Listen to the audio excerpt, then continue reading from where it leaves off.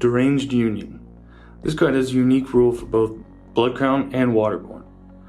Place this card face up in round effect. At the end of the current round, do not move the round marker. Both you and the opponent will play one extra round. This is an optional instant play card. It may be played at any time. Once played, draw one faction card from your deck and to replace it. So, I'll show you how we generally here like to play it. Alright, so it's my turn.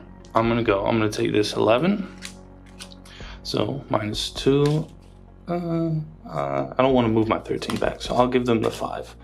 +1 gray, cancel that out. We'll do a draw. And now, so usually how we like to play is if we draw it into our hand, we generally go ahead and play it, because then we can immediately replace it into our hand, and then we still have our faction play. Or sometimes, if you want, you can hold on to it. Say if it's near the end of the game and you got a clear lead and you don't want to give your opponent a chance to come back, it might be better to hang on to it and not play it. But otherwise, it's a good way to extend the game for an extra round of fun.